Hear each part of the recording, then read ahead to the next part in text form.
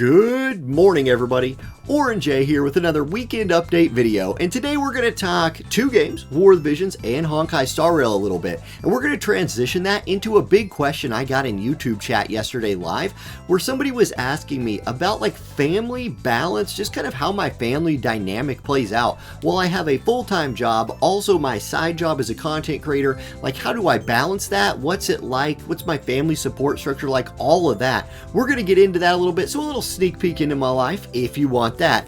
Let's start with War of the Visions though. Now you can see I got Roy Mustang here chilling on the screen. A little update on the War of the Visions account. I've not yet got MLB with any of the final Full Metal Alchemist units. Ed is the furthest behind. I still need 23 more shards to get his LB4. I anticipate having to spend some Visior in this area before the event's over for him, but I'm on the slow build train with Ed in a big way. For Al, it's a little bit better. Al is very close to being MLB. I only need 56 more. So the slow grind continues. Chocobo Expedition, Guild Barracks, using Shardless, all of that. And then Roy, since I had to do more polls, might even be closer. Let's check out old Roy right here. He only needs 23. So Roy will be about done.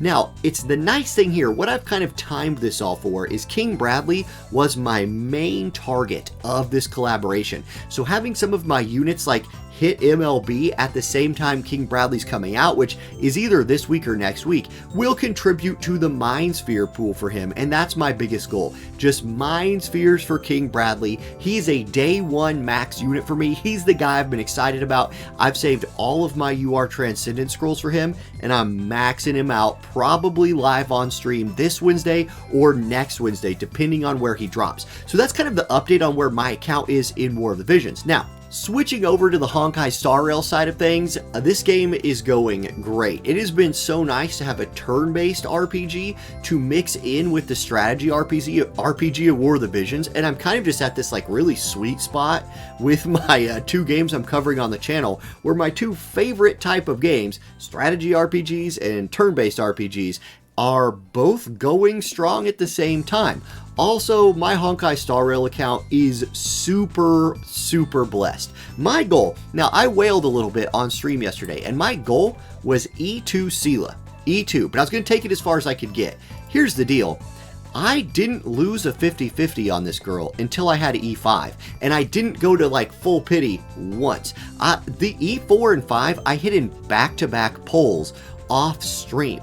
My budget for this game for the first like I don't know what to call it in this game, like first cycle during Sela's banner time was $400, right? That was my like budget for this first month of the game essentially, and that's higher than it's going to be from now on by a lot, but it was release, I was hype, and I was hoping to get E2 where you can stack her speed boost. I thought that was really cool, but I didn't lose 50-50s. I wanted to lose 50-50s because I wanted to fill out my roster a little bit.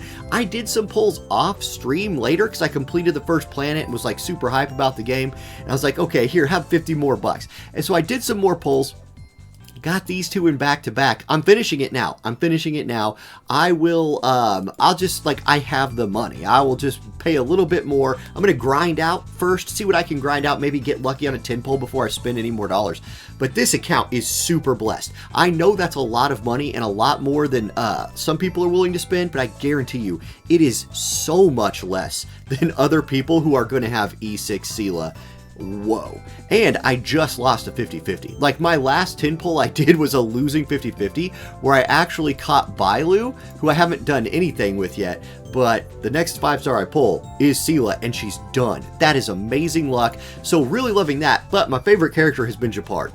I love tanks. Japard's a cool looking dude. He's the guy I run around with as, and his shield, I'm hitting like 900 point AoE shields for my team, and I'm just done with the first planet. So it's been so much fun. That's kind of the update of my account. I just feel really lucky and have really been enjoying this game, and thank you to everybody who's been stopping by the live streams and supporting my Honkai Star Rail videos. Now, I want to talk to you about a question I got asked the other day on stream about work-life family balance and all of that. And anybody who watches my channel knows that a big thing for me, and here, maybe I'll just I'll just go full screen for this part. But anybody who watches my channel knows a big thing for me is spending time with baby Jay, spending time with my son. It is just a massive priority in my life. So how am I able to balance a full-time teaching job, this job as like a side job, and still spend time with my family? Guys, it's all about support group. Like, look, I'm not going to be humble about one thing. I'm a god of scheduling. Like, I balance things really well, and I hate having downtime. Like, I don't like sit down and watch shows. I don't just like sit and do nothing. So that's definitely working for me. If I'm not busy, I'm not enjoying my life. But all the downtime that I schedule now is specifically time to spend with him or he and my wife doing family activities. It's so important, and watching this kid grow up is the #1 joy of my life. Like, no doubt, hey, are pulling dupes of units in games great? It has nothing to compare with the first time your 1-year-old asks to sit on a toilet and go potty. And you're like, bro, really? We haven't even started trying to potty train him yet, and he asked to sit on his little toy potty, and he sat on it and peed. And I was like, I must be a great parent, or my wife must be a great parent, and the rest of my support group. Because let me give you guys a big-time pro-life tip. If you have family that loves you, it does not have to be your parents. It could be your spouse's parents, aunts, grandparents. It doesn't matter. It feels so natural and so right to live around them while I have a child. Right now, while I'm doing this, the baby's asleep. And a lot of my filmmaking, a lot of my content creation, I time when he's taking naps or when he's asleep at night. And that's a big part of it. But still, sometimes I just call up my mom, and we're remodeling a house, so I live with her. And I just say, hey mom, can you take the kid for like a few hours? And she does. We also live very close to my aunt, and she loves this kid and she takes him. So I find some hours here and there where he's with people who love him. I'm not going to say as much as myself and his mother, because I don't know if that's possible, but people who their #1 priority when they're with him is spending time with him. And that allows him to like flourish and grow. He's getting different adults helping him grow up, which, hey, his mother and I think are doing a really good job, and she's an MVP mom. But having those extra adults in his life is a big deal. And then my wife, when she's not working, she's a nurse, so she works 3 days a week. And that gives her some time to be with him. That, again, when she's off, I let her hang out with him. I come down here and do this stuff. And I'm really looking forward to summer break. Because during summer break, I will have basically twice as much time to do content and twice as much time to hang out with the family, as I take that 8 to 9 hours of school 5 days a week and just divvy it up with the rest of my life. Now, we do have a big move this summer because the house, I say we've been working on it. My dad is a god tier, like, home renovator. He's been doing most of the work, or we've been hiring it out.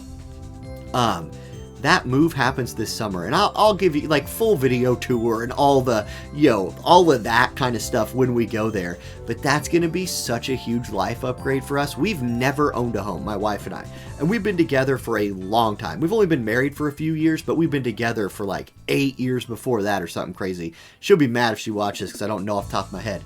But huge life upgrade coming.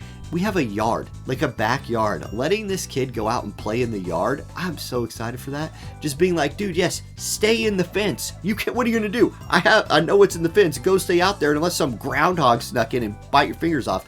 I don't know, I'm making stuff up now. Still, I'm really looking forward to that, and that's kind of how it works. Like, you have people, or I'm very, very lucky to have people in my life who care about me and care about my son. And they want to spend time with him. So I let them spend time with him.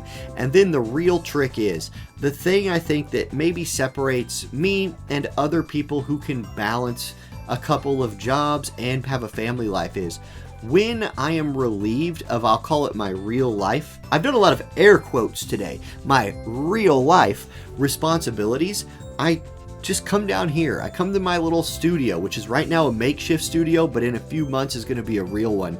And I work on content. I play games. War of the Visions, I play on my phone a lot more than ever because a lot of times I'm just sitting around watching the child. But there's times where you got to go hard. And so I take advantage of every spare moment I have.